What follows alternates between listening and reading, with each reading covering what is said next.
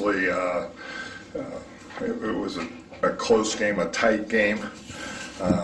We didn't execute to our very best, but we had a couple injuries.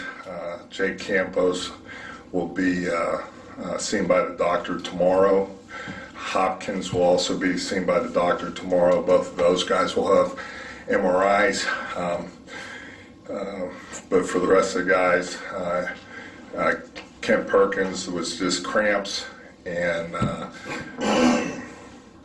Matt was just got hit on the knee, but he'll be fine. Matt Jones. So those are the guys that we had. As far as the game's concerned, we damn near won every statistical category except points. We had 83 plays, 390 yards, total yards.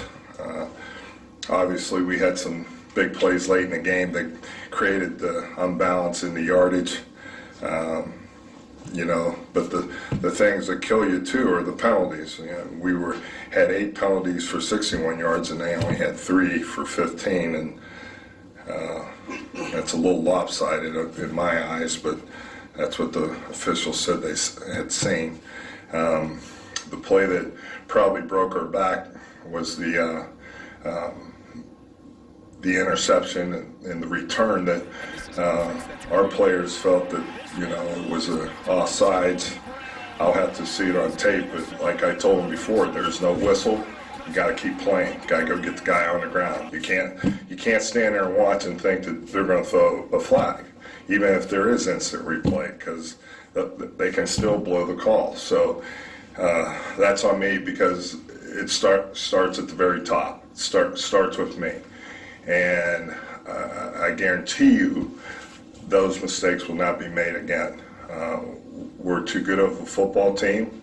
We can't allow those things to become part of us, and to be quite honest, they should never have been a part of us to begin with. So that will be corrected, it will be rectified, and we will move forward. On the brighter side, Jordan was 30 of 37 and passed for 284 yards, which was good. He had a good night, and had 3 touchdown passes, and we rushed 43 times for 126 yards. Those are the things we're trying to continue to do, and that's important. So it keeps defenses balanced. We had the possession 37 minutes, 14 seconds, but like I said before, none of that matters if you can't outscore the opponent, and we didn't today. Questions? Coach, over here. Going back to last week, you go into that game, huge underdogs, come out with a win. Coming into this week, again, huge underdogs, but you're competitive to the end. Does your team embrace that underdog mentality whenever they take the field? I think probably the most important part of what we're doing, they got to understand, first 2 games we knew we were going to have to be on the road, and you have to be road warriors, you have to be resilient, and you have to embrace those moments. You can't shy away from it. You can't be having trepidations about it. You got to embrace it wholeheartedly and go after it. And I think our team is growing that way. They're maturing that way. And I think even at the end, no one quit. Everyone was fighting to try to find a way to win, and that'll make us much better going down the road. And now they felt that sting, and it's never fun. I don't care what you do in life. My children will attest to this. Never embrace losing, ever. And they know better. And I'm trying to teach the team the same thing. Don't ever embrace losing. Don't point the finger at anyone else but yourself. I'll look at myself in the mirror and be very critical of the things that we did or did not do. And I'll do a self-evaluation on myself and make sure that next week it's cleaned up. Yes, Coach. Ahmad Day, the Garage Department of Media. Just a couple questions. Number one, with Jordan Ta'amu and the game he had today, he was remarkably efficient today. I think at one point I saw he was 19 of 21.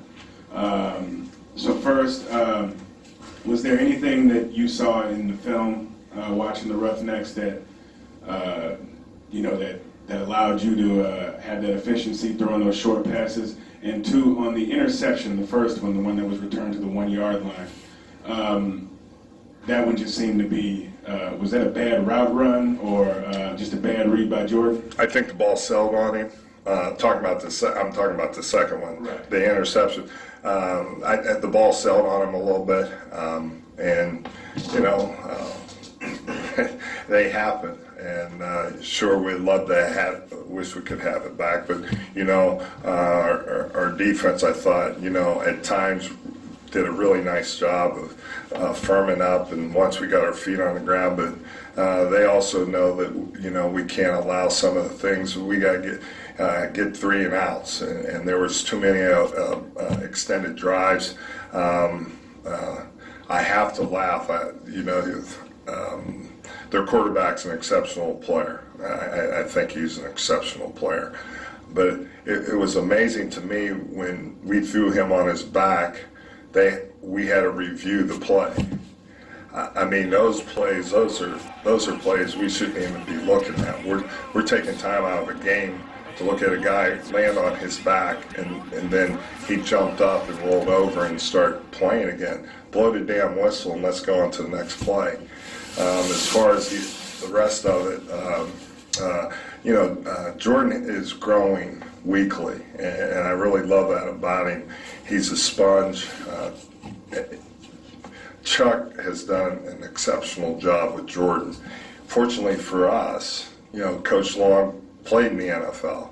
He's been under center. He knows what it's like. He can give Jordan those experiences. Now, as a coach, I couldn't. I know certain things that I see as a receiver that I can say to him in his reads and things.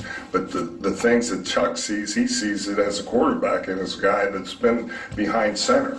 And I think that will weigh heavily for Jordan in a positive way, so that his growth will continue. Coach, you went in down at the half, I think 21-6, but then you came out and you all had 2 long drives, to make the game close. Did that, having those long drives, did that take a lot out of your team as well because you all were playing catch up? When you're in those situations, if you're not prepared for them, sure it can. I think our team's in great condition. I think that overall, it wasn't as much as that. It was just the mistakes. We shot ourselves in the foot a couple times. We had the ball when we were backed up down on a goal line a couple times. Where we jump off sides 2-3 times down there. Let's be honest. We played well enough to win, but we didn't deserve to win. I'm just going to be, and like I said to you before, it starts with me. And trust me, we'll rectify it this week at practice. Coach Chrissy Freud, USA Today's Sports Media Group. Jordan is largely regarded as one of the most likely quarterbacks to go on to the NFL from this league. Right now, considering that he has been on an NFL practice squad before, right now, what stands between him and being an NFL-ready quarterback? Probably just reps. This is going to be his resume. And as of now, he's showing very well, and we understand that. But the good thing for Jordan is he has Coach Long as his quarterback coach and his offensive coordinator. And so, Jordan didn't even start until he was a senior. So these reps are vital for him, for not just for in the future, but for our future. As in St. Louis, and if he continues to grow in this manner, we're going to be very happy with the things that he does, and you can see his leadership growing and how he is starting he has a quiet confidence about him, but he's starting to become more vocal. So that's even great to watch and see it be nurtured and grow as it grows with him. Also noticed Nick Fitzgerald moved to the bottom of the depth chart at quarterback. Kind of a unique player in terms of versatility and what he brings. Can you elaborate more on his role in the offense moving forward? Well, Nick has a special skill set that we like, and right now he has a little package that we put together for him, and that'll continue to grow as things continue to move forward. And we like what Nick can do, and he'll continue to grow as a quarterback also. Okay, last question. Jerry Romero from XFL.com. June Jones said that there was a couple times where he noticed that the home crowd might have gone to you guys. So I was curious, how disruptive was actually the home crowd, and what does it mean that you guys will be back home for the next 2 games? Well, like I said before, I could sit here and make an excuse why we did this or that.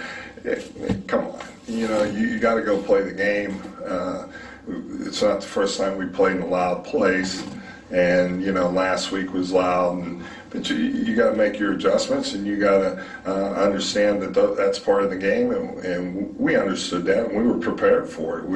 The tough part of it that happens is when you get a player hurt and you have to bring another player in, and then he hasn't had as many of the reps. So, but it's still no excuse. We still got to be ready to play, and that's why some guys are starters and some guys are backups. But when it's all said and done, it's next man up. And what about you guys being home for the next couple weeks? Well, it'd be nice because we don't have to get on a damn plane and go somewhere. Follow the Garage Apartment on Facebook, Instagram, and Twitter. Brand new tweet, photos, videos, hashtags. Let me shoot some real quick. Follow me on social media. And subscribe to the Garage Apartment Radio on YouTube.